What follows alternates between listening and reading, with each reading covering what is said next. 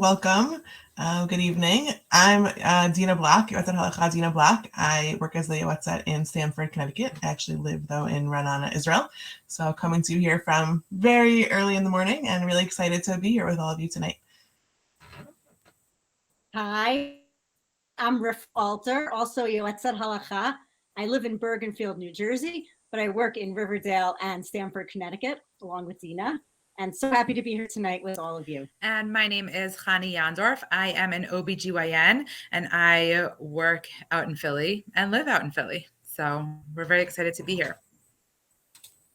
Okay. So Rivka, you want to start us off? We're going to start.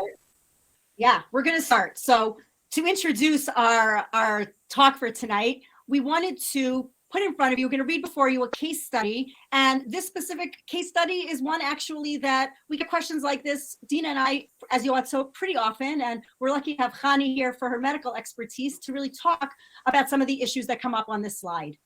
The case study reads, I really appreciate the privacy provided by the site and the spot-on answers from the Yoetzet. Okay, that's an intro. I was wondering if you have information or if you could direct me to information regarding an ovulation. Our Rav feels that I have had this condition. My cycles have been 43 and 53 days long since my marriage 6 months ago.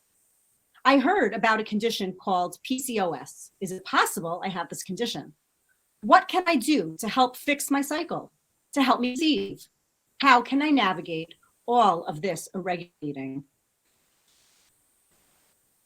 So many pieces in front of us here that we can unpack and try to help support someone calling with life experience and with specific, with symptoms such as these. And a lot of times we like to call our doctor colleagues to really help us with some of the medical pieces, especially moving forward. All right, so I'll start us off. I think the biggest question here, or how we should really start, is by understanding what exactly is PCOS, or polycystic ovarian syndrome. And to break it down into something pretty simple, PCOS is basically a hormonal imbalance where a woman's body has too much circulating androgen or male hormone going around. And this leads to a miscommunication between her brain and her ovaries, such that the ovaries will want to make an egg and will try very hard to make an egg and will make lots and lots of little eggs, but won't ever be able to actually ovulate those eggs or release those eggs. Because of that, she won't be able to have a regular period because without ovulation, a woman won't have her period. And we'll talk about that a little bit farther along. And so PCOS is this constellation of symptoms all related to this hormonal imbalance. Technically, in order to make the diagnosis of PCOS, you need to fulfill certain criteria. There's lots of different criteria out there for the diagnosis of PCOS, but the most commonly used criteria is the Rotterdam criteria. And in order to be diagnosed with PCOS, you need to fulfill 2 out of the 3 above criteria listed here. The first is hyperandrogenism, meaning too much male hormone. And that can be seen either clinically, where a woman will be complaining of extra acne, extra hair growth, especially in a male pattern like the breast and the navel, or male pattern baldness. Or in the laboratory findings, she might not have any of these clinical symptoms, but when blood is drawn, you can find that she has an elevated testosterone level, so elevated male hormone circulating in her blood. The second criteria is irregular periods. So she'll just, complain, just like our person in our previous scenario, that her periods are 43 days long, or her cycles are 43 days long and 53 days long. So these irregular periods. And the third criteria is polycystic ovaries on ultrasound. So I wanted to kind of explain what that means. This is an example of that. So you see here, this is the ovary. And in this ovary, you see lots and lots and lots of black circles. And those black circles are little cysts. And a cyst is basically just a home for an egg as the egg grows in the ovary. So you can see here, this ovary is working super hard to get an egg to grow, and she's making lots and lots of little eggs, but not one single dominant egg that will ultimately ovulate. And so in order to be diagnosed with PCOS, a woman we'll have 2 out of the 3 of these above symptoms or findings present. Clinically, she'll be struggling with a couple of different things, which is overwhelming and doesn't initially seem like it's all tied into one thing, but they really do all connect. So she'll have some elevated testosterone, like I said, elevated male hormone, which oftentimes will look like extra hair growth in certain places, or acne, or male pattern baldness. Because of this extra hormone and the hormonal imbalance, she'll have an irregular period, which then might lead to her inability to conceive or her struggling with fertility. In addition to this entire portion of it, there is like an association between PCOS and insulin resistance as well. And so she'll also be struggling with some insulin resistance, which may predispose her to diabetes, as well as weight gain or very difficulty losing weight even. And so when a woman comes to you with all of these different symptoms out there, it's very easy to slap on the label, oh, you've got PCOS, that's what's going on. But it is really important that your doctor, when you come in complaining of these or concerned about these things, that your doctor rule out other medical problems that are mimickers of PCOS. So PCOS is what we call a diagnosis of exclusion. And what that means is that in order for you to be diagnosed with PCOS, you need to meet the criteria, but also need to make sure that all of these other things that can be serious and, medical conditions, that these other things are not going on. So something called congenital adrenal hyperplasia is something that's actually fairly common in the Ashkenazi Jewish population. And it is a genetic condition where, a woman doesn't have an enzyme, which is a protein needed to make steroids. And part of the steroid pathway is testosterone. And because she doesn't have the protein she needs, as the body tries to make the steroids it needs, a buildup of testosterone occurs and looks very similar to PCOS. It's important to rule this out because this does have implications for women who are pregnant, especially if their fetus is female, because the extra testosterone that's around can lead to to male genitalia or, virilizing of the female genitalia in the baby. And so it is important to make sure that that's not going on, because that will have implications for a pregnancy down the line. Other hormones can be elevated or can be abnormal and cause a picture that looks like PCOS. So if you have too much prolactin, which is a hormone made during breastfeeding, and that can happen if there's a benign brain tumor that secretes prolactin, and that can cause a similar picture to PCOS. Any thyroid disorders can cause that, and any tumors that secrete androgens or secrete male hormone can cause a picture that looks just like PCOS. So when you go to your doctor and you're talking to her or him about these different symptoms that you're having, and you're wondering, do I have PCOS? Your doctor is probably going to do a bunch of labs to check and make sure that none of these other things are going on, as well as an ultrasound to look at your ovaries and see, do they look like the regular PCOS ovaries?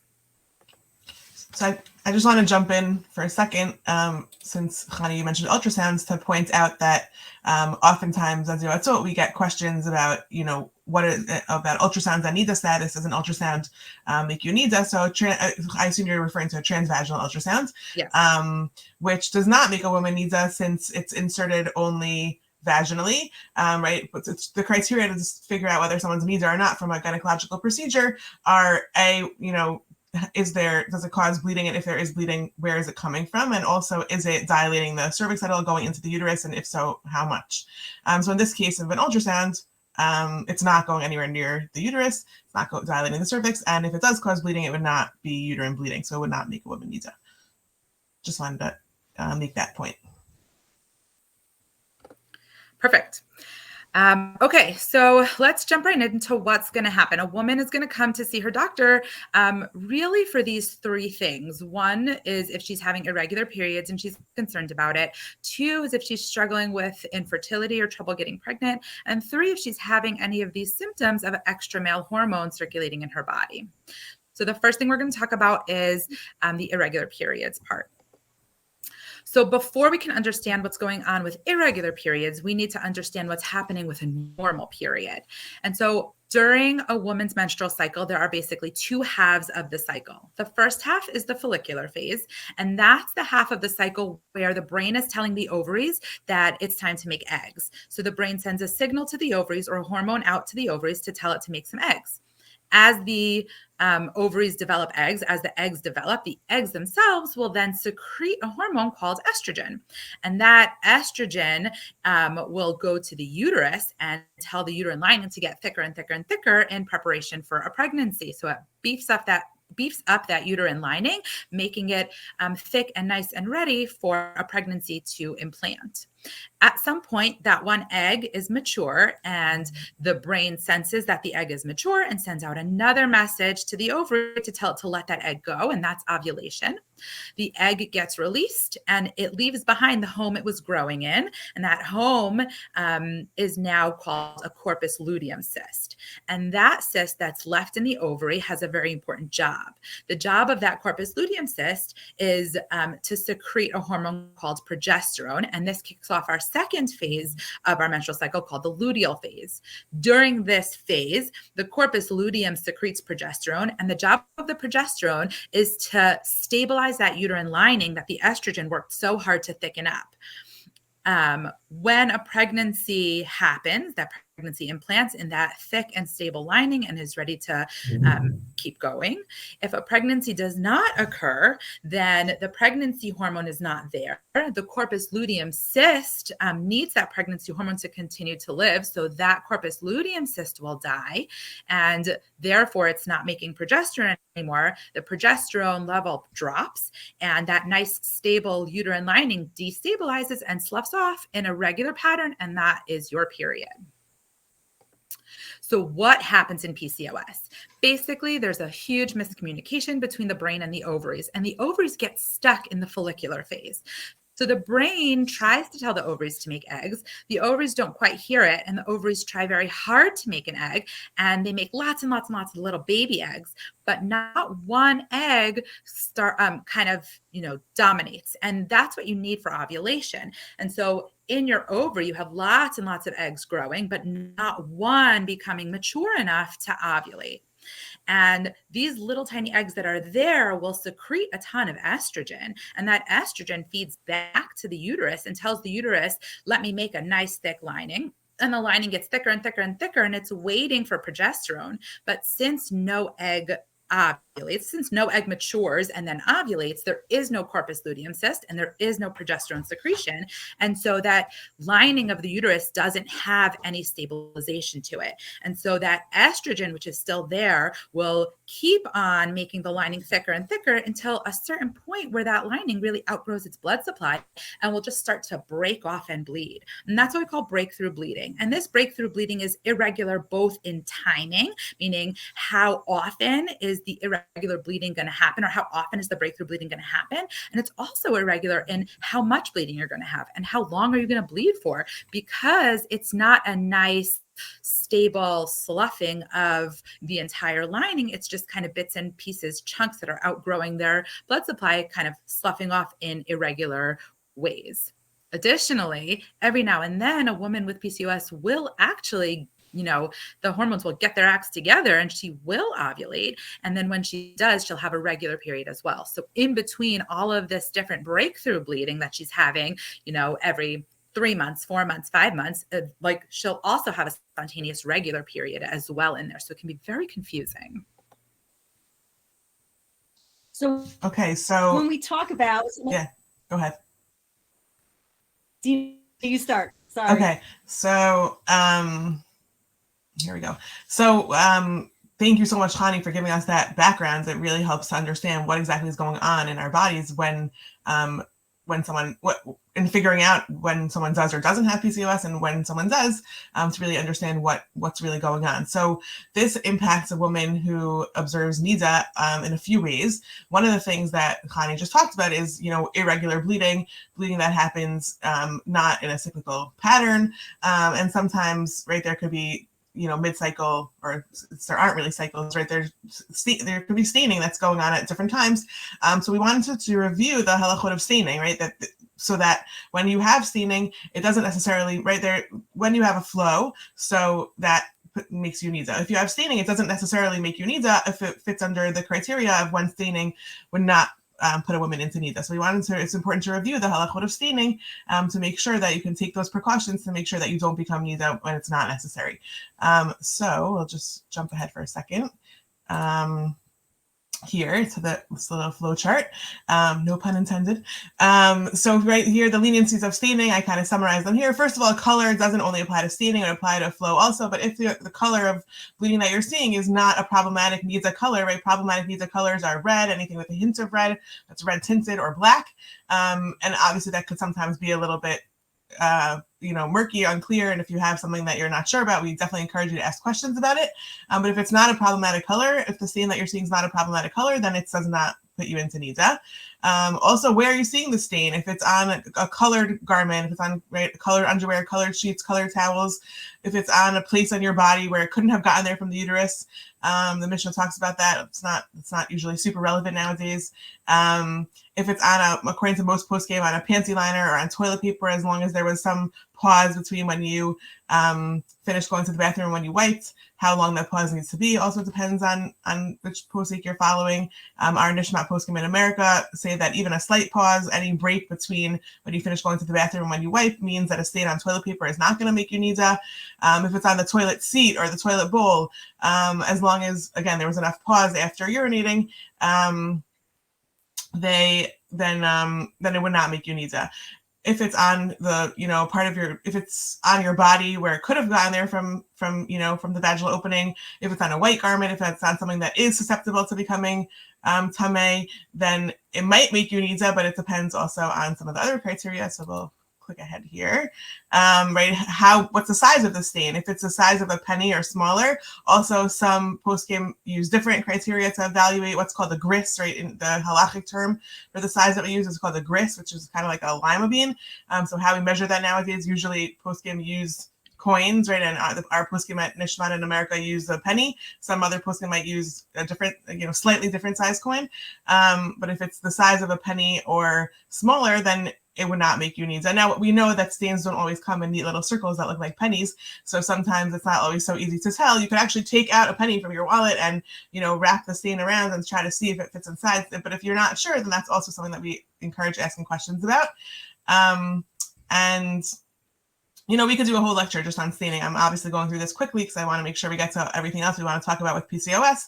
And there was actually a session at the conference about staining. So I highly recommend you go listen to the recording of that for a more thorough and in-depth review. But I'm just going quickly here. So the last thing to address is, let's say it is a red stain on your white underwear that's bigger than a penny. Is there anything else that we could possibly, any other criteria that could possibly make it not put you into nida? And that has to do with where's the blood coming from, right? If there's a possibility with reasonable evidence that it's coming from a non-uterine source, like some sort of infection or a cut or irritation, even in the vaginal area, then that would mean that you're not in nida. But if not, then it would put you into nida. But based on these, based on these halachot, when you're not a nida anyway, when you're not counting your shiva nekiim, it's highly encouraged to only wear colored underwear. So make sure you pause before wiping when going to the bathroom. Use a liner if you might be staining, and hopefully that could prevent the staining from putting you into nida. So I'm gonna go back here. So Rivka, Great. Why don't you tell us about Vesto? So the second bullet, thanks, Dina. That was a great. I love those visuals on the halachot of staining. The second bullet point talks about the halachot of vestot in terms of irregular bleeding. So Chani had mentioned that breakthrough bleeding could be a possibility. We talked about how cycles can be, the cycles may be very irregular when you have a period or when you're not under PCOS. So how do we navigate that in terms of some of these hilchot nida that come up? So first of all, it's important just to mention that when we talk about a veset, so here we're talking about when I'm anticipating my next flow. And if I'm anticipating my next flow based on certain calculations, then I may need to abstain from intercourse for those 12 halachic hours, either day or night, of when I'm anticipating it based on my last flow. So if I have breakthrough bleeding that's going to present itself as a stain, for example, we don't calculate a veset based on that staining. So that staining is not considered a flow, and therefore there would be no type of anticipation moving forward from that. What if I do have a flow and I don't know when my next one is going to be? So there's certain calculations that we base it off of when we don't have what's called a veset kavua, when we don't have a set cycle or a set pattern, when we have what we call a veset lo kavua, a not set pattern. So I look back to what happened previously. I may be anticipating my next flow based off of my last interval. But as we saw even from our first case study, I may have intervals that keep switching. So I'm not going to ever really have in PCOS, it's pretty common not to have a veset kavua, a set pattern or cycle. So I'm going to look to my last previous period. Let's say it was 35 days, for example. So 35 days going forward, I'm going to be anticipating I may have a flow again. But it's very likely that I'm not going to see anything on day 35. Two other calculations that we know we also take into account when I don't have a set pattern would be the veset hachodesh.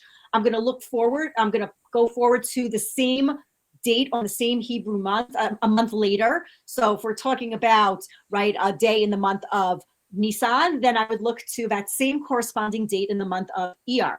But again, if my cycle is so abnormal, that date really may not mean anything, and it's not going to mean anything going forward when that date passes. And also, we often calculate also what would be called the regular woman cycle, the average cycle, a day 30 cycle. So again, that may really not be a relevant piece of information in terms of anticipating going forward. So what would I do? I would just go with the flow, no pun intended there as well, and base my next calculation going forward based on whenever I get my period again. So I wouldn't have to worry about anything once those anticipated dates pass. I really would not have to be concerned about any anticipated flow until it hits. And then I would calculate that. I'm just going to make a quick plug in it for about 2 seconds for mikvahcalendar.com is a very helpful way to track your period, and it can also track these vestot for you, and especially if they're irregular, it can be very helpful in terms of keeping track. So that's, again, we could do a whole class just on this. And vestot very often are something that we don't know so much about as kalas before we even get married. It's not one of the more popular halachot that we know about. I definitely encourage you to look more into it or ask us questions afterwards if you're really still a little bit unclear. But otherwise, I think we're going to move on to some more aspects of PCOS that are relevant as well.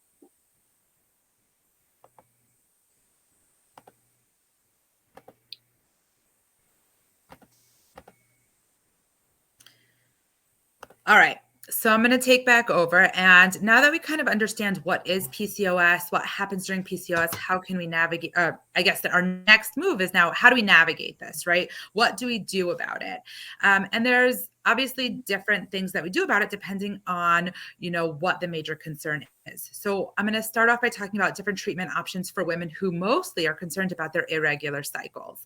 And the first line treatment for a woman who struggles with PCOS, who's having irregular periods, is actually birth control pills. Combined hormonal contraceptives is, first line for it. And what that means is that this is a birth control pill that has both estrogen and progesterone in it. And the benefit of this birth control pill to manage PCOS is twofold. Number one is it takes over your cycles for you, and it helps basically regulate your cycles, because instead of your body trying to figure it all out, the birth control pill takes over. And the way that a birth control pill works is that there's 3 weeks of active pills where both progesterone and estrogen are in those pills, and then 1 week of a placebo pill, which is a sugar pill, meaning there is no hormone in it. And this basically mimics, your regular cycle, where for 3 weeks you have hormones, and then you have this big progesterone drop that causes your uterine lining to slough off and be a period. So that's what the birth control pills do. It gives you the hormones and then takes those hormones away in order to, give you that period. So that's the first thing that it can help with PCOS. The second thing that it does is actually helps with the circulating male hormone in your body as well by 2 ways. Number one is it suppresses the ovarian production of testosterone. So ovaries will normally produce a small amount of testosterone, which is the male hormone. And what a birth control pill will do is basically suppress the ovary from producing that hormone, decreasing the amount of circulating male hormone around. Additionally, birth control pills increase the amount of a protein in your blood called sex hormone binding globulin. And this protein basically soaks up free hormones in your body, most notably free male hormone or free testosterone. And so by increasing the amount of sex hormone binding globulin in your blood, the birth control pills will help decrease the amount or increase the amount of sex hormone binding globulin and decrease the amount of circulating testosterone. So it helps with any androgen side effects that a woman is having from PCOS. So it decreases her acne, her hair growth, things like that can all be helped with a regular combined oral contraceptive. Connie, question for you. Yeah.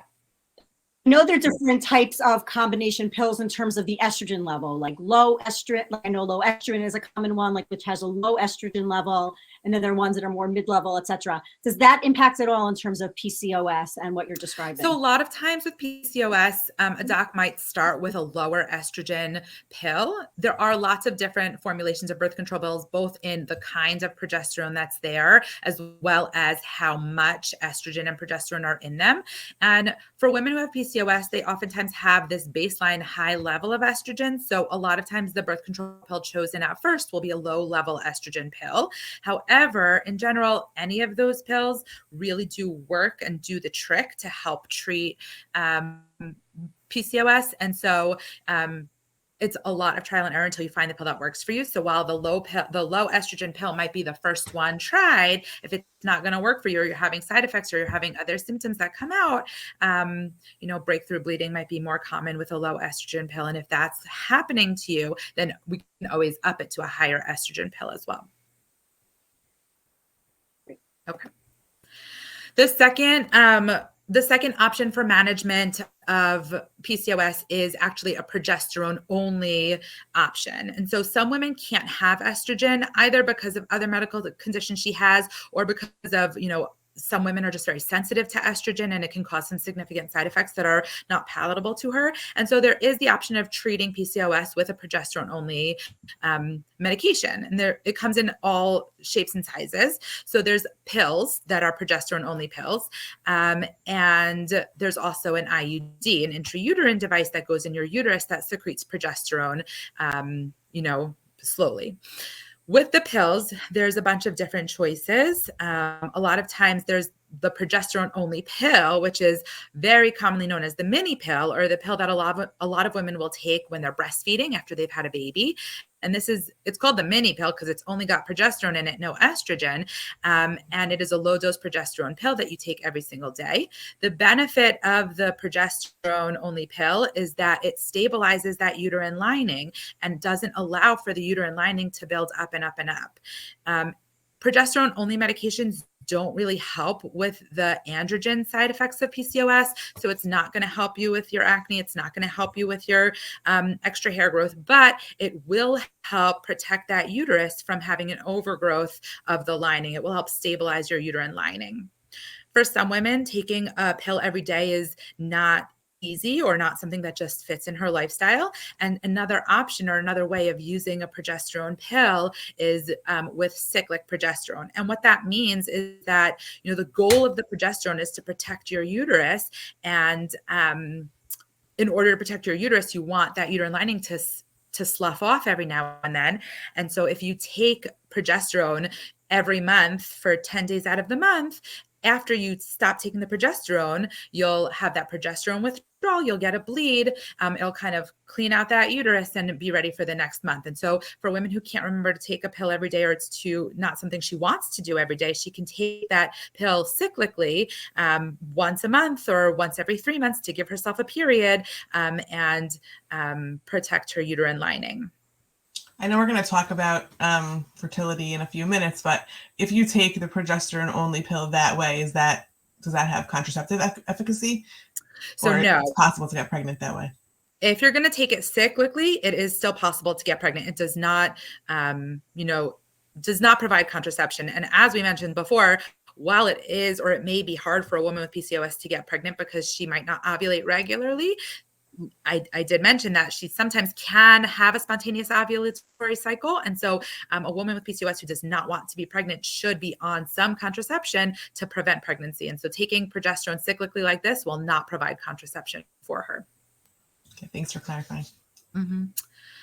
And then that progesterone IUD, so the way that works is it secretes a small amount of progesterone every single day right directly onto that uterine lining, and it stabilizes the uterine lining, keeps it nice and thin, and prevents it from overgrowing.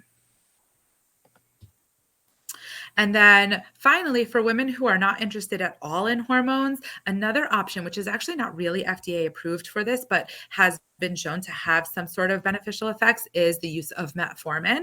Metformin is an insulin sensitizing agent. It's basically a medication used a lot in diabetes or pre-diabetes to help someone who has trouble recognizing insulin. It helps make the rest of your organs kind of sensitive to the insulin that's there. The reason that this works is not super clear, but as I mentioned before, there is some sort of association between insulin resistance and PCOS, and whether that's because there's extra male hormone, which then leads to insulin resistance, which then leads to extra insulin being made, or vice versa. The extra insulin leads to increased male hormone is really, really not clear. But what has been shown is that if you do use metformin, for some women, it can cause some weight loss. It can decrease some of that male hormone, and it helps to improve ovulation. So while it's not an FDA approved medication for PCOS, some women do find that after the initiation of metformin, they will regain their regular ovulatory cycles because of, this. Okay, so thank you for that summary of the different ways to manage the PCOS. We want to just address some of the halachic side effects of the different types of contraception, since, Connie, as you mentioned, the hormonal contraception could be one of the ways of really effectively managing PCOS. So sometimes when a woman is taking a hormonal contraceptive, she will stop getting her periods completely, right? Like sometimes even when you take a combined pill and you go on the placebo, sometimes there's no bleeding at all, but sometimes she will get that withdrawal bleed, but it will be very, very light. And there's a halachic debate about how to treat that really light bleed that's supposed to be mimicking a period, that withdrawal bleed, because according to many poskim, right, if it fits under the criteria of how we define a stain, like it's not a lot of bleeding, it doesn't feel like a flow, then we would treat it as a stain, even though it's kind of happening in a pattern that's monthly. She's seeing it every month. It's supposed to be mimicking a period. It's at the time of the month that she would be expecting her period, but we would still treat it as staining. And if if you only see it on colored underwear or on a liner, on toilet paper, like we discussed before, then it would not put you into nida. There are some, Rabbi Willig, specifically at YU, feels differently and holds that if it becomes what for you is your period, even if for someone else that bleeding wouldn't be their period because their period is actually much heavier, if for you it becomes what's your period, then that actually would put you into nida. So it's important to consult with whoever you ask halachic questions to know what that person's perspective is on this issue, if that's something that you find is happening to you, that you're getting kind of what we call a tipachot sheet, right? Every month you are bleeding, but it's very, very late. And it seems like it's the amount of bleeding that would be staining, but it's happening to you every month because of the hormonal contraception that you're using. Okay, great. And Khani also mentioned the IUD being an option for progesterone, the Mirena IUD or other names like that, which is not the same as copper IUD, which doesn't secrete any hormones. But when we're talking about an IUD being inserted and also the removal of an IUD after a certain amount of years, there are some nida concerns that we have to think about as well, because there will be some bleeding. So it's interesting that the few concerns that there could be and how they play out would be as follows. So first of all, we're inserting the IUD through the cervix into the uterus. So the IUD itself is small enough that doesn't create an opening that we would have to be strict about, because when the uterus is dilated to a certain degree, and Rav Moshe Feinstein's measurement that many holds by, although not all, poskim holds by, is that if it's 19 millimeters, which is about 3/4 of an inch, once we're dilating that large, then even if we didn't see any blood that follows, we would still have to be concerned for nida. So when we're inserting an IUD, that's a smaller opening made, and therefore we have no concern for that. However, there is usually bleeding associated with insertion. Often that bleeding is what we would call injury bleeding, or in Hebrew, dam maka, and not hormonal bleeding. So the benefit of something being an injury type of bleeding is that many poskim do not hold that a woman would become nida from that bleeding, although some do, and it's important again to speak to a posek about how they hold on this issue. But there is room to say possibly that even though the bleeding could be based on two things, either so you may have an instrument grabbing the cervix like a tenaculum, so that would be cervical bleeding, which doesn't make you nida. But there could also be injury bleeding that's uterine in nature. But because it is injury in nature, it may be acceptable and not make you nida within the first day or two of insertion. Once there is bleeding that continues after a couple of days, then even those poskim who are lenient about saying that the initial insertion bleeding does not make a woman nida may then say that you do. One thing that's important to keep in mind also when we're inserting an IUD is to plan it during a time of your cycle when you are not trying to get to the mikvah. Sometimes people may have IUDs inserted at a postpartum visit after having a baby. And doctors often do like putting in, I believe, Hani, correct me if I'm wrong, like putting the IUD in during the beginning of the period, because the cervix is open a little bit more at that stage, and it's also therefore clear a woman is not pregnant. And those are things that they want to make sure make sure that a woman's not pregnant before inserting the IUD. So sometimes we need to have that conversation with a doctor to have that to know that information, to then discuss, not doing it then, because there could be staining that will follow, and it'll be hard to count 7 clean days going to the mikvah. It's much easier to have the IUD put in at a time when, even if there is some staining after the initial insertion, that staining could be, as going back to something we've mentioned already a few times tonight, can be on colored underwear or on a liner, can fall within the halachot of staining, and then there are a lot more leniencies to employ. But when we're dealing with having to do internal checks during our 7 clean days leading up to mikvah, we have to be more strict when we find something, and it could be harder. Also, just to mention quickly that the removal of an IUD also can cause, as the IUD is pulled out of the uterus and some uterine lining, may have some injury caused to it. There could be bleeding associated with it. That again, many poskim are lenient on when it exists in the beginning, right when it's removed. But again, when bleeding may persist afterwards, then there is usually less room to be lenient, and we may fall into nida territory. Okay.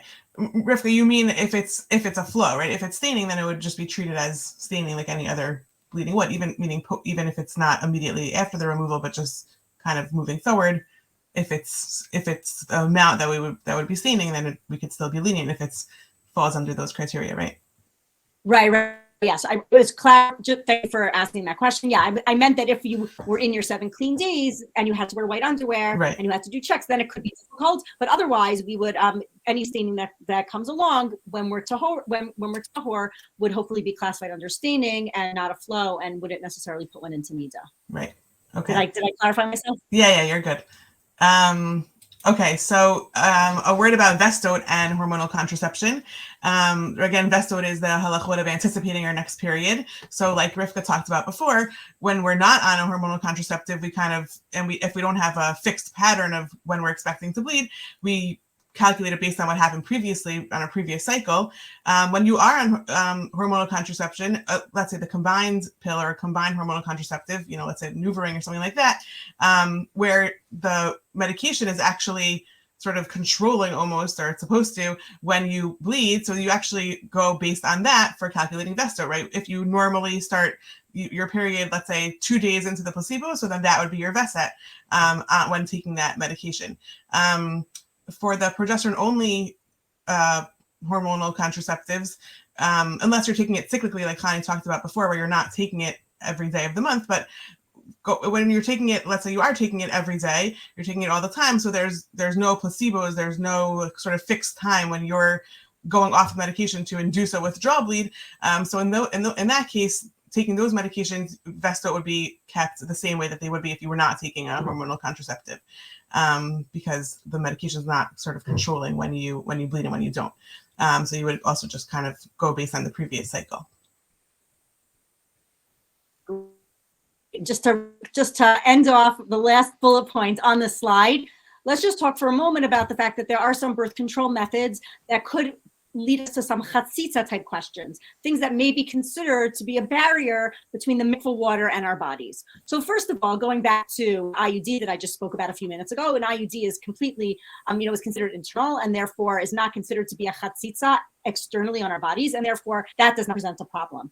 But some other types of birth control options, contraceptive options for progesterone, which could be, are a NuvaRing. So the NuvaRing, which is inserted near the cervical area, or a patch, or possibly an implant, Nexplanon, which goes beneath the skin. So when we're talking about a NuvaRing, there again, something you would ask a posek about whether or not we consider the inside the vaginal canal and close to the cervix, whether we consider that to be more internal or external. And those are areas in general for mikvah that we are strict to remove things we can remove, but sometimes after the fact, we are more lenient about things like that. So it's worth it to ask whether one should take it out, or whether b'di'evad, also whether it would be okay if I didn't, or etc. In terms of the patch, there usually is less room for leniency because the patch does come off and on more frequently, and therefore that could pose a chatzitza. Again, something worth asking, but that could be something that, since the patch on the outside of our skin would possibly again block the water of the mikvah from reaching that part of our body. And then just also in terms of the implant, the Nexplanon type thing under the skin, since again that would be under the skin, that usually again would not pose a chatzitza problem. But again, those are a few examples. If you do have a specific question, it's always again a good discussion to have with your posek. But that's a general sense of some types of methods and the consensus halakhically for most.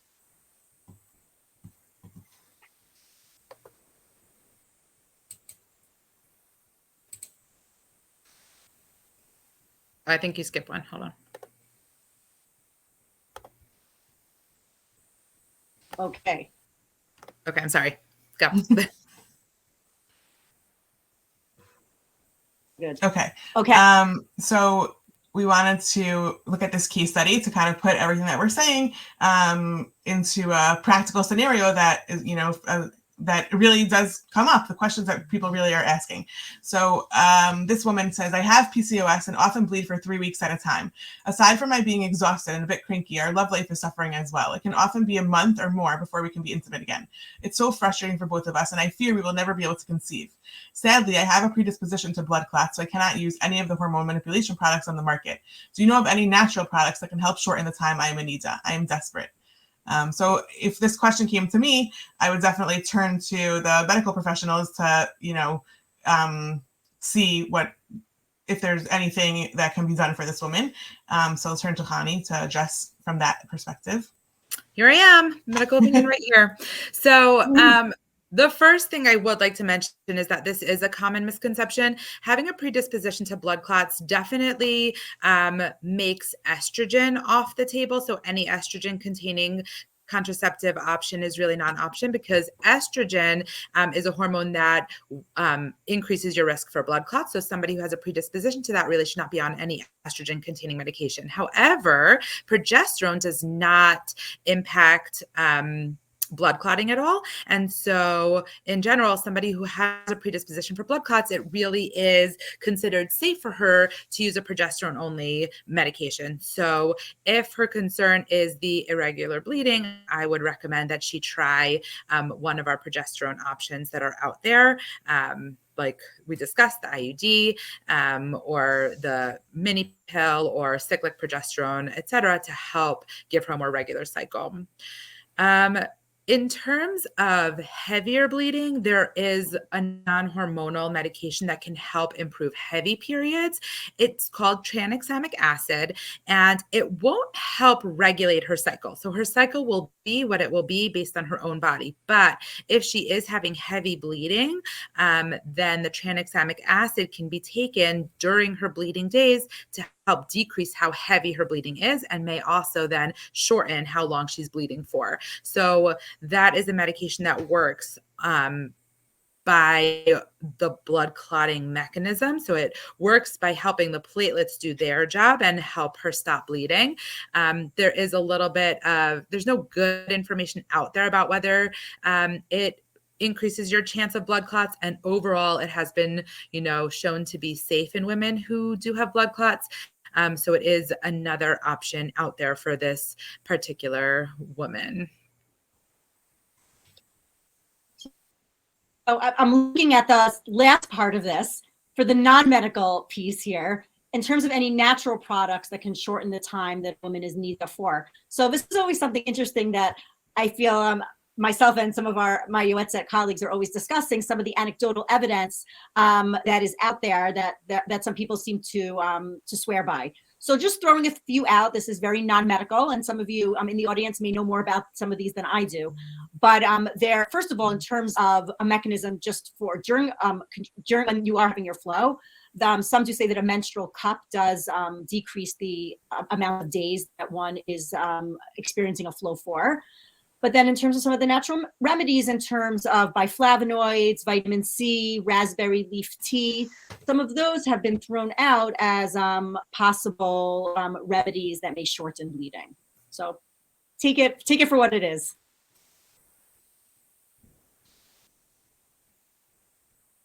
Moving on, I think, to the next slide. All right. So we have another case study that we wanted to throw out at you that I'll just read to you, and which is going to bring up a couple other things. I'm 20 years old and beginning to date. I just found out about PCOS and looked it up online. I have some of the symptoms, including an irregular period. One of the big issues of PCOS is that it causes infertility. Now I'm thinking I should really go to a doctor to find out if I have PCOS. But what do I want to know? And if I do have it, would I have the obligation to tell a potential husband? At what point? Should I tell my friends, or could that ruin my chances of getting a shidduch? Maybe I just shouldn't bother to find out. Ignorance is bliss. Or is it? So there's a lot here. Yeah, Connie. Oh, no, I was just going to jump in here and just, there's a lot in here that is not for me to answer, but I do want to say that in terms of ignorance is bliss, I would highly recommend that if you're having any issues or symptoms that are concerning for PCOS, I would recommend that you see a doctor, mostly because of all of those other mimickers that I spoke about in the beginning of the slide. So even though it feels like maybe it's PCOS, it would be pretty significant to miss something like a brain tumor that's causing this, or an androgen secreting tumor on your ovary, or any of those other things that can be causing symptoms similar to PCOS that are treated very differently. It's important to rule those out and make sure that's not going on. And so I would recommend seeing a doctor, as well as, you want to prevent, like I said, with PCOS, one of the bigger concerns is that if you continue to have this irregular bleeding, you continue to have this overgrowth of the uterine lining, you do put yourself at risk for an endometrial cancer, or a cancer of the lining of the uterus, as that lining continues to grow and grow and grow without any stabilization at all. And so I would recommend that you go to a doctor, get checked out, make sure this is what it is, and do something to protect yourself moving forward. And I'll just jump in to add that I agree about, ignorance really maybe not being bliss, and that we should be able to feel empowered by the knowledge that we have, right? Having knowledge of what's going on with our bodies can allow us to start doing research about what are our options, right? And we'll talk more about PCOS and fertility in a minute. But knowing that this is something that you might be facing allows you to start looking into it, to speaking to other people, to reading up on it, and to feel empowered that there are things that you can do, and there are ways to go about it, and knowing that that first step is the knowledge that this is something that's going on with you, and hopefully that can be empowering to help you feel like you have some control. Not control, we don't have control over anything, but it can be empowering to help you feel like you can have a part in what's going to happen moving forward, and you can know what's going on.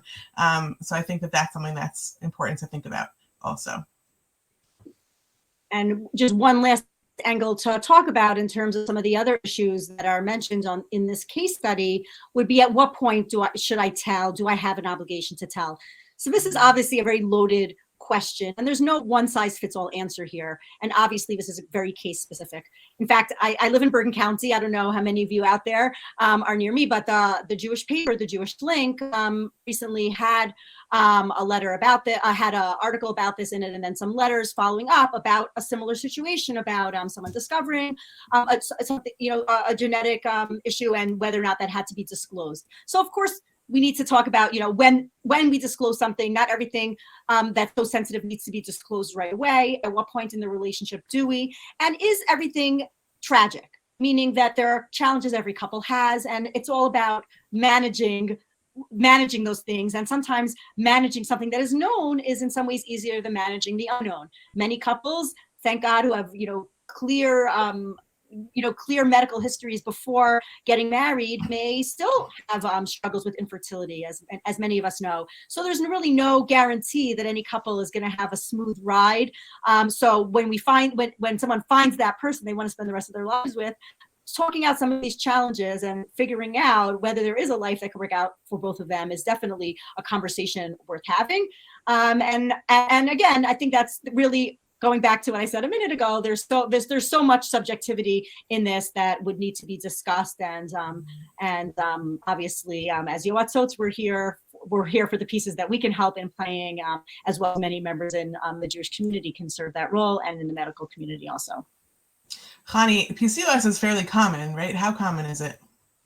Yeah, about 5 to 10% of reproductive age women will do have PCOS. So it is, one of the more common things out there. I think that can also be, somewhat helpful in putting this into perspective that, if you are someone who has PCOS, you're really not alone, and it really is fairly common. And there's a lot of different things to do to manage it, both when you don't want to get pregnant, when you do want to get pregnant. And I guess we can segue into that piece of what if you're on if you have PCOS and you don't want to be on the birth control pill like we were talking about before, because you do want to try to get pregnant. All right. So the next part of PCOS is, how do we manage the infertility component of it? And like I mentioned before, the biggest problem with PCOS is that you're not making an egg to maturity, and you're not ovulating that egg. And because you're not ovulating that egg, it's hard to get pregnant. And what I mean is, because you're not ovulating that egg, and because you're not doing it in a predictable manner. And so in order to get pregnant, you need to have sperm in the area before that egg is even released. Once the egg is released, it only lives for 24 hours. So you only have 24 hours to fertilize that egg to allow for a pregnancy. And so having sperm itself will live inside a woman's body for up to 5 days. And so having sperm in the area before that egg comes out is crucial and key in order to allow for successful fertilization and pregnancy. And so how we help with infertility and PCOS is basically helping you ovulate and helping you do it in a predictable manner to allow for intercourse to happen at the right time. And there are a couple of medications that we have that help induce ovulation. There are 2 oral medications, letrozole and Clomid, and then injectable medications. And I'll go into each of those now. Clomid and letrozole are the 2 oral medicines we have for ovulation induction. Clomid is the tried and true medicine. It's been around for over 40 years, been used for this for over 40 years. It's the gold standard of medication. And the way it works, it basically binds to estrogen receptors on the brain, and it tricks the brain into thinking there's no estrogen around. So the brain thinks there are no eggs being made, because remember, the eggs are what's making that estrogen. And the brain sends a message to the ovary to make eggs, and that ovary then will make eggs, and do so in an appropriate manner where one egg will mature and ovulate out. And that's how Clomid works. Letrozole, and so Clomid has been like the gold standard forever. Lately, this other medication has come into the spotlight for ovulation induction. It's called letrozole. It works a little differently.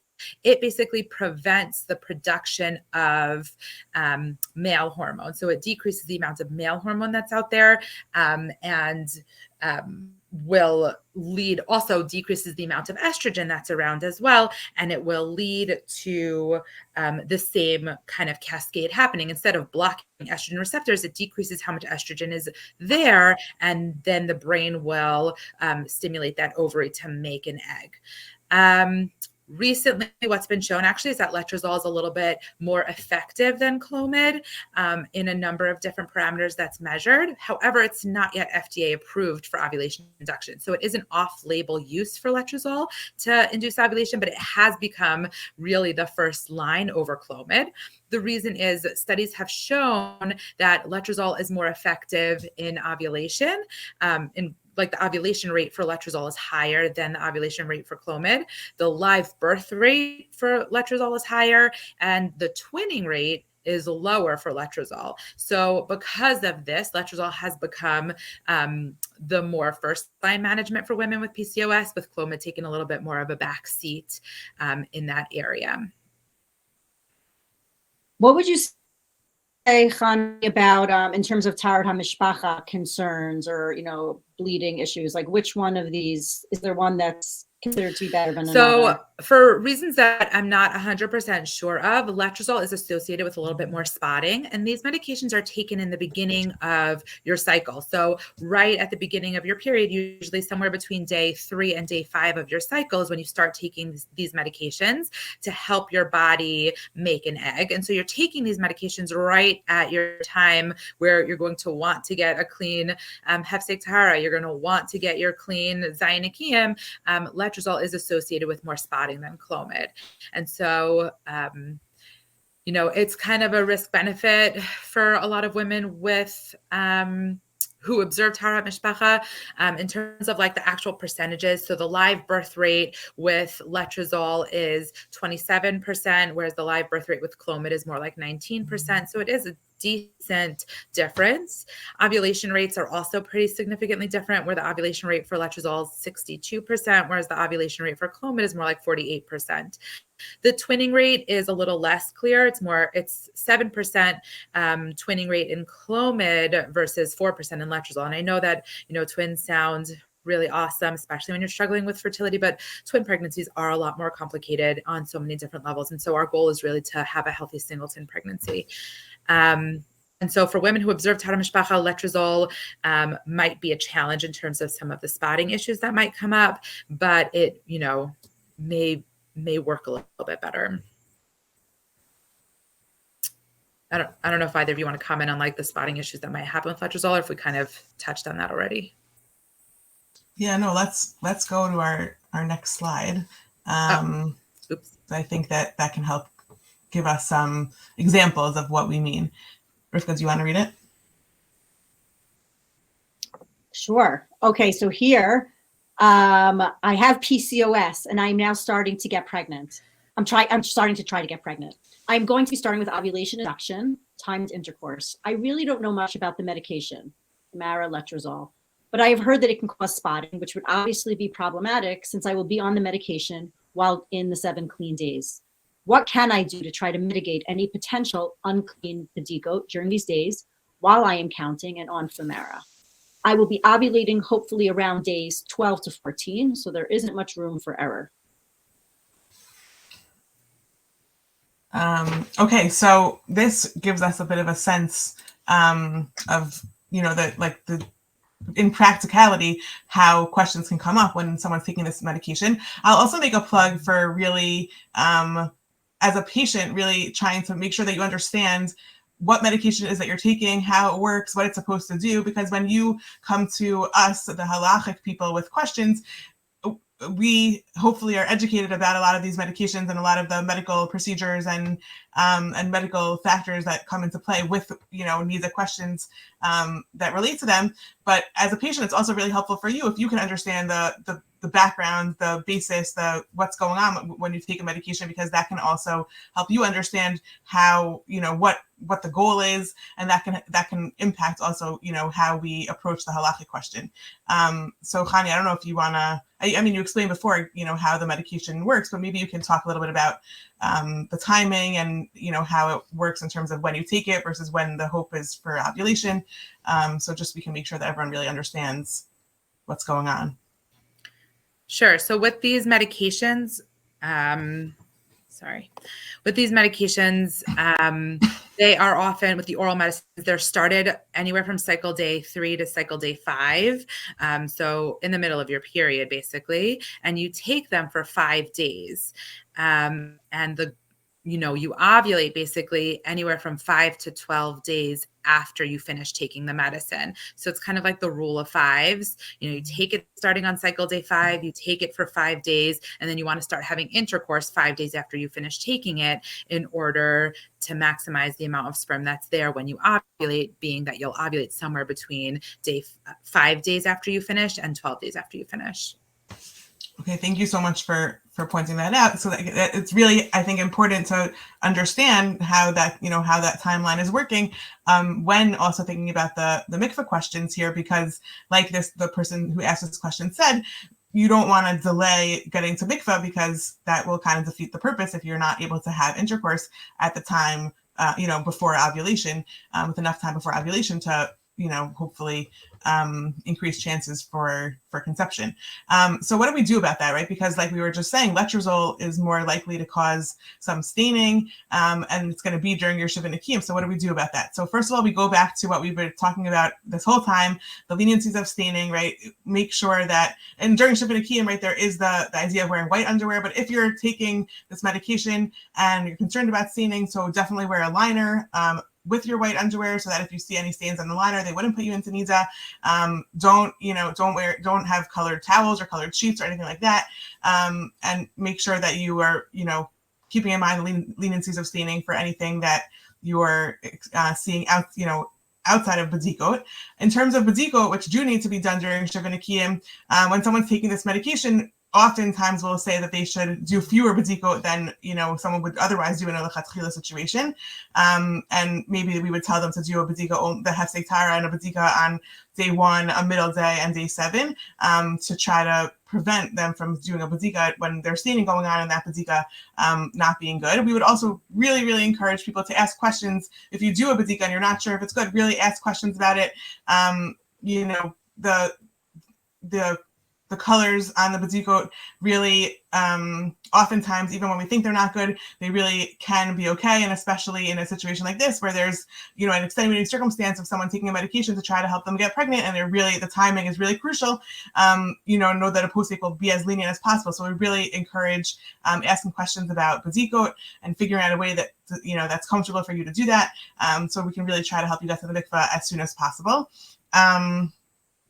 And hopefully, given all those, those different pieces, we can have you, you'll be able to do your Shiva Nikiyim without too many hiccups and get to the mikvah on time for the ovulation that happens as a result of the medication. Okay, let's keep going here.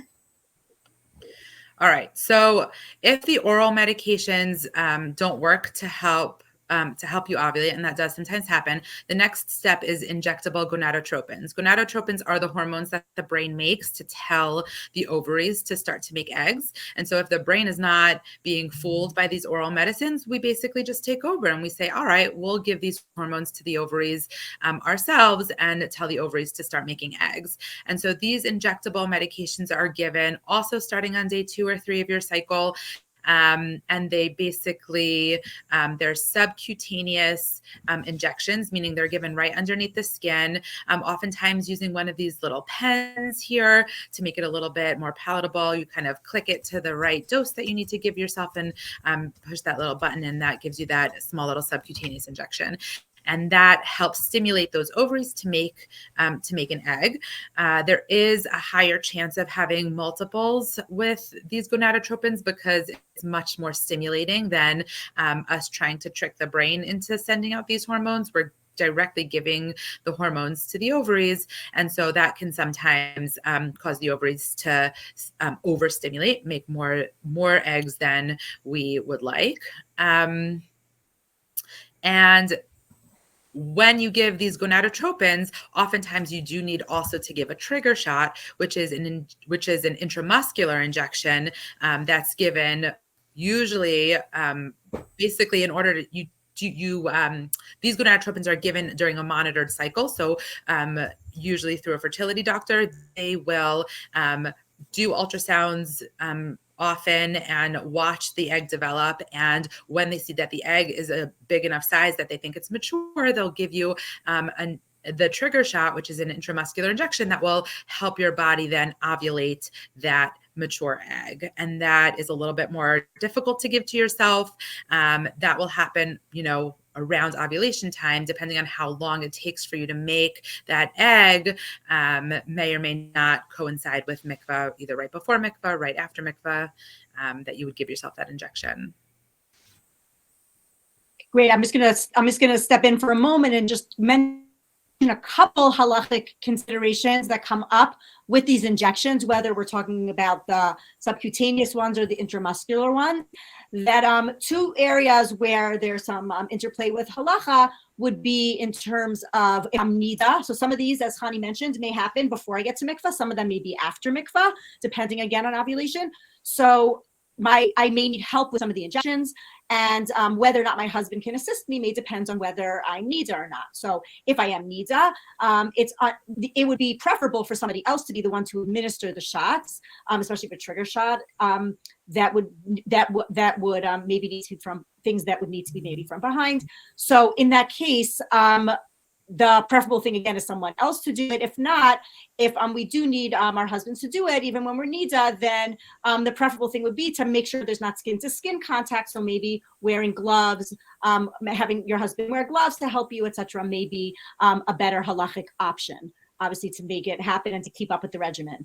And then just in terms of these injections in general, sometimes there are questions about whether I can administer these injections on Shabbos. Are they going to cause bleeding? So the general consensus usually is that that there's any bleeding that maybe would result isn't a guarantee. So it's not a psik resha. And the bleeding is something that we obviously are not intending for. Davar she'eino mitkaven. So in that case, the usual halachic stance, although of course you need to discuss with the posek, would be that they are permitted to do on Shabbos when necessary.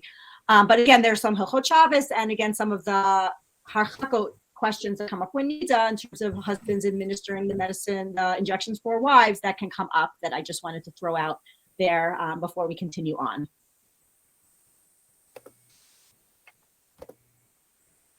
Okay. And so we really are running pretty low on time, but I did want to take a few minutes just to mention some of the other medical aspects of PCOS. So PCOS is a condition where there is oftentimes an associated insulin resistance, and this can predispose a woman to diabetes. Also, women with PCOS oftentimes will struggle with obesity. They may have this whole conglomeration of symptoms all related to that insulin resistance. So they might have high cholesterol, cardiovascular disease. There's that, potential for endometrial cancer if there's chronic anovulation. So if you're not ovulating regularly, you do put yourself at risk for having that endometrial cancer. And also there's an associated risk of depression along with PCOS as well. So PCOS is an all-encompassing thing. It's not just related to, bleeding and periods. It's important that you seek medical care for PCOS and that you're monitored to help you prevent any of these cardiovascular diseases that might occur. One more quick also mention about PCOS and weight. So a lot of women who have PCOS do struggle with obesity because of that increased insulin resistance, because of that increased male hormone in the body. There are, though, 20% of PCOS patients are not obese. And so just because, you're obese doesn't mean you have PCOS. And just because you have PCOS doesn't mean you're obese. Obesity, however, does sometimes amplify some of the effects of PCOS. And so often for women who are obese, who have PCOS, even a small amount of weight loss can help improve some of the symptoms that you have. So weight loss as little as 5% of your initial weight can help you start ovulating again, and then resume regular menstrual cycles. I've had plenty of patients who, start on their weight loss track and all of a sudden show up pregnant. They're like, oops, didn't mean for that to happen, because it really does improve a lot of those chances as well. Unfortunately, for women who are not obese who have PCOS, there has not been shown to be an improvement in ovulation or fertility with weight loss. So weight loss only helps if you are struggling both with obesity and PCOS. And finally, I've, kind of mentioned endometrial cancer a few times, and I just want to bring it up one last time because for women who, have irregular periods for a long time or are overweight, those are risk factors for endometrial cancer. And when you go see a doctor, that doctor might want to do an evaluation to make sure that that's not already happening, and that you're not either having some pre-malignancy or some malignancy already there. And the way that we do that is with something called an endometrial biopsy, which is a biopsy of the lining of the uterus. And what we do is we basically it's done in the office, we put a little straw through your cervix into the uterus and suck out some of that uterine lining. And we can send that off to the pathologist who takes a look and lets us know, is it normal uterine lining? Is there precancer there? Is there cancer there? And then if you do have precancer, it's actually one of the more treatable things. We can actually treat you with some progesterone that usually helps reverse that precancer. And if you do have an endometrial cancer, that is oftentimes managed with hysterectomy, meaning removing the uterus. A lot of times endometrial cancer is one of the most treatable cancers, and so removing the uterus usually does the trick, but definitely something that needs to be managed. Okay. So I'll just quickly say about endometrial biopsy, and this is kind of already a little bit far afield from our main topic, but endometrial biopsy does come with a NIDA question.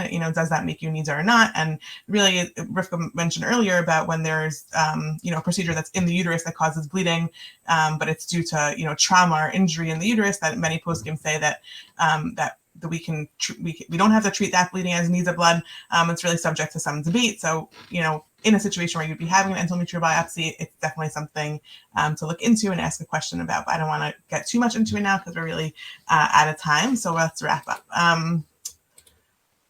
So we're going to wrap up just by reading another scenario from a woman who said, I have PCOS, which aside from taking a big emotional toll on me personally, really adds stress to my marriage. There are so many things that are unclear, and it's hard to ask a Rav because I'm not really sure what I'm asking, because many times I don't know what's going on myself. I went to mikvah a little over a week ago after an irregular cycle, and now I'm experiencing some mid-cycle spotting. Of all the confusing symptoms I've experienced, this has never been one of them. It started getting a little heavier later on, though not nearly enough to be a period, so I started to get a little worried. I feel like I'm doing something wrong, and it's making me a little anxious. It's been 3 days, and they're still spotting. It's not light spotting either, but again, not heavy enough to be a period, but I have to wear a panty liner so I don't stain my underwear. Right, so again, we're seeing, just to wrap up this discussion, we're seeing from this case that there's a lot of emotional pieces here. There's a lot of emotional baggage, even dealing with regular NIDA issues when we're having staining. And we get many questions. I'm sure Dina would confirm also, but she gets a lot of questions about when I have staining and I'm not sure if the staining is heavy enough to be a flow. Am I NIDA? Is it just staining? That's one issue. But adding on PCOS and all the emotional components of that is an extra emotional anxiety. So we get it. And there's so much support out there for people going through this, whether it's emotional support, halachic support, medical support. So we just really wanted to, mention that as our last slide for tonight. Yeah, I really we want to just validate and acknowledge that this could be something that's, difficult to be going through, and being someone who observes Harad Mishpacha adds an extra layer of complexity to the experience. And we're here for you. We're here to try to support you through what you're going through and validate and answer your questions. And in this particular case study where the woman's saying that she feels worried that she's doing something wrong in terms of halacha and it's making her anxious, give us a call. We can help talk you through it and help you know that you're keeping the halacha properly and doing what you're supposed to do. And hopefully that can take a little bit of the stress of the bigger picture experience of PCOS, make it a little bit easier. So I really want to thank Chani Yandorf, Dr. Chani Yandorf, for joining us tonight. It was really a pleasure to prepare this with you and present it with you. And thank you all for coming. We're really basically out of time. Oh, we're over our time. But if anybody has any questions, you can definitely put them in the chat and we can try to address them. And thank you everyone for joining the conference. Definitely please check out some of the other sessions that you might have missed, the recordings, or some sessions that are going on right now. Also, if you can, there's a survey about this session, so we would love for you to fill that out, give us your feedback. And thank you so much everybody for joining us. So I'm just gonna pause for a second, and does anybody have any questions in the chat? But I don't see anything coming in because we're really out of time. So with that, we bid you all a good night. Good night.